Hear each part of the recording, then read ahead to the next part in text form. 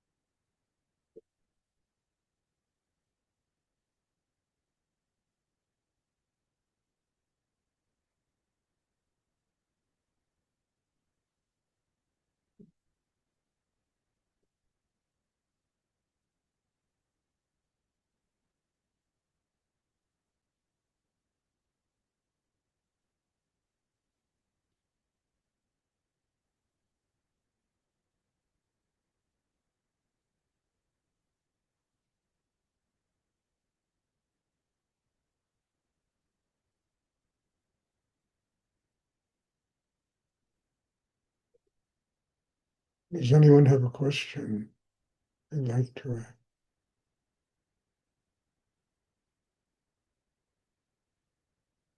Third, I have a question, Bob Sink. Yes, Bob.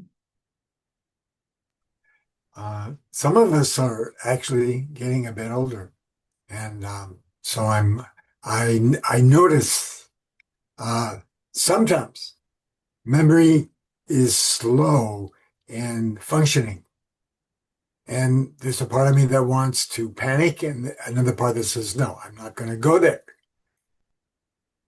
How best to be in relationship with uh, evolving faculties?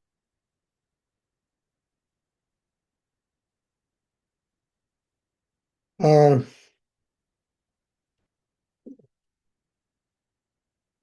wow, I'd have to go into my encyclopedia of mental health here. Look, Bob, uh, I don't know. I mean, we all get older. Our bodies, our minds don't function quite the way they did when we were 25 years old. On one level, we have to accept it. On another level, if you keep feeding your chakra system with spiritual energy, with Shakti, that will give you the strength to deal with anything that takes place inside you. So part of this meditation is is that the system of a human being gets younger as you get older because you have more training, more practice, more grounding, more development, more knowledge, more wisdom after years and years of working on yourself that enables you to deal with problems like that. You don't get upset because you forget a word or you forget somebody's name I mean, it's just part of the aging process that takes place in every person. But we can continue to develop a system inside that is strong enough to deal with all these problems that take place. And I promise you, there'll always be problems. Look, I forget words, I forget people's names. I don't get upset about it. What am I going to do? I just go a little deeper and absorb more energy and allow myself to recognize that there's a certain part of getting older which is wonderful. You get more knowledge, you get more wisdom, you have the capacity to see what's real in life, what's an illusion. You get calmer inside. And that in itself, enables one to deal with the kind of problem you talked about, Bob.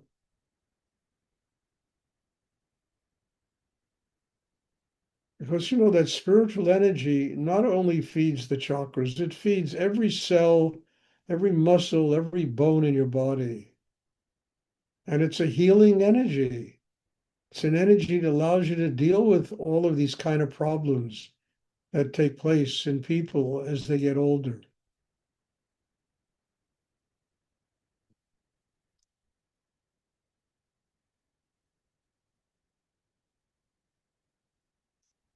And I mean, I have no great answer to this.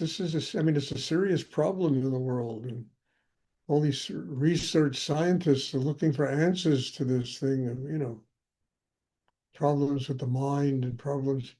There is an answer, uh, build a chakra system, get stronger inside, receive more, Shakti, more energy.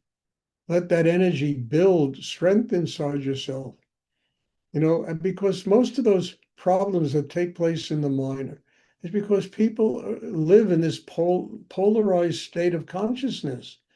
The energy of mind is in constant conflict with itself. And it creates so much tension in people that those kind of problems begin to happen. That's how they start and that's how they happen. It's a problem of not having the discipline to keep the mind quiet, not having the focus of your attention, and building a system inside that enables you to live with a quiet mind. Quiet mind is not going to have many of the problems that people have as they get older, because those problems are a manifestation of tension. It's like the title of my book, Transforming Tension into Joy and Love. And that's the work. Transforming our tension into joy and love. And that will help resolve, all this, these problems about forgetfulness, the beginnings of Alzheimer's and all this kind of stuff.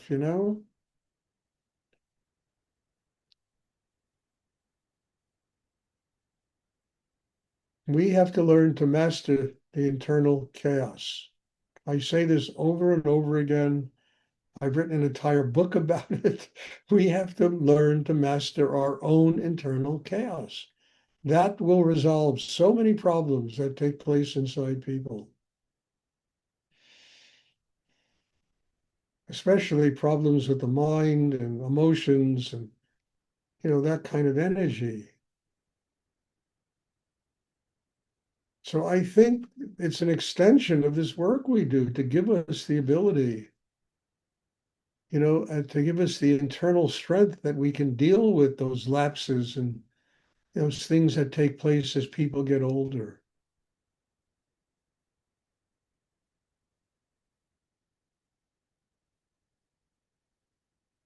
But I'm not an expert on this. I'm really not. And it certainly has worked for me. The consistency of doing this kind of practice for decades has given me the strength to be able to deal with those lapses of memory and things of that nature.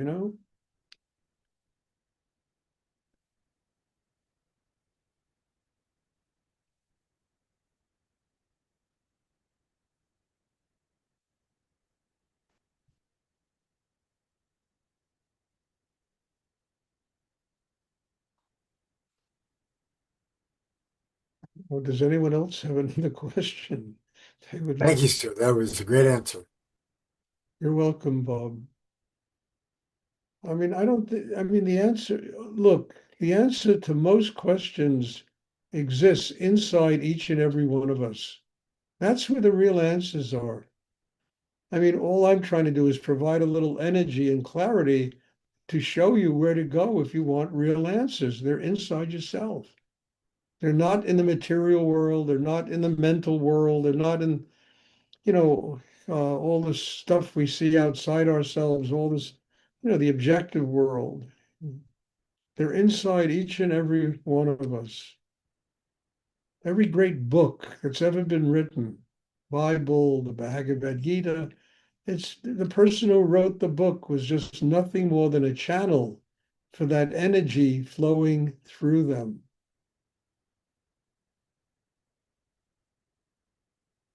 So all the answers are there. We need to build a system that's strong enough to tap that energy, tap those answers, and allow them to work on us and build an inner life that is strong enough to stay connected to spirit.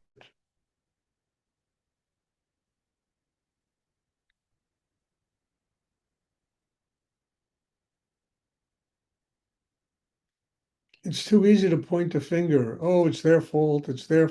I mean, you just have to read about these crazy politicians. Nobody ever takes responsibility for anything they have done. It's always somebody else's fault. The moment these people start taking responsibility, the whole world is going to change. But I don't think that moment will ever happen. So we have to do it, because we have to deal with this Maya, this illusion, this external world. And we can't continue to point our finger at it and say, that's the problem. That's not the problem. The problem is really inside each and every human being. They should have a class at a university in that. Call it the real problem, and train people how to get their minds quiet, their emotions quiet, sexual energy quiet, so they can begin to deal with the real problem, which is all that complexity and confusion that exists inside a human being. And that's what creates Alzheimer's. That's what creates all these, you know, diseases that, I mean, no one even heard of these things, 50 years ago. And all of a sudden, this is a problem that, it's like endemic in the world.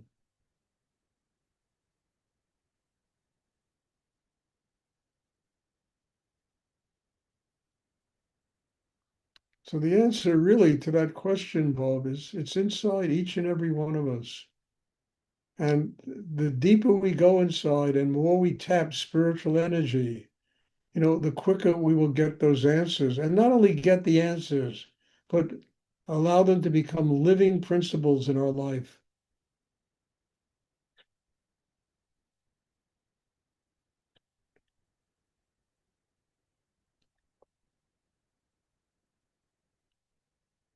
I would think one of the answers to these keep your heart open. I really mean this. Live with an open heart. Live with, joy, with love, with an open heart. When the heart is open, all of that tension that creates these problems, it flows down. It goes right down into the hara. And what's killing us begins to give us life. It's just energy. We just need to learn to use it creatively in ourselves.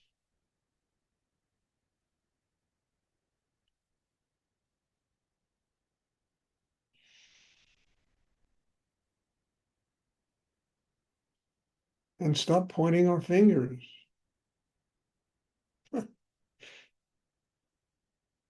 I really mean that. Stop pointing our fingers. I mean, yeah, there's so much bullshit in the world. It doesn't take a genius to point out what's wrong in life. It takes a remarkable person to accept full responsibility to change inside themselves, to grow, to master the confusion and the chaos, because all of the external world is just a reflection of that goes on inside people.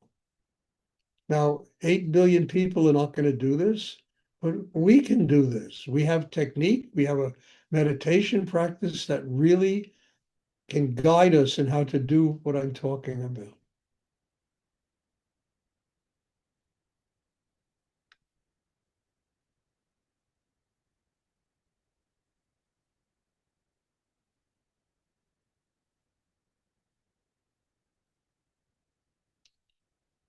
And it develops security in a human being. When you build this kind of thing, your insecurity just vanishes. You're not afraid to do in life. Life is no longer a threat because it has changed. It has changed. No longer threatens you.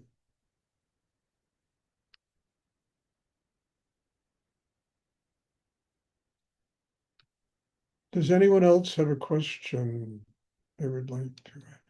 Well, that turned out to be a very important question. And I'm glad you asked it. And I think there was something in that whole thing for all of us to learn. Very important. So thank you. Does anyone else have a question they would like to ask?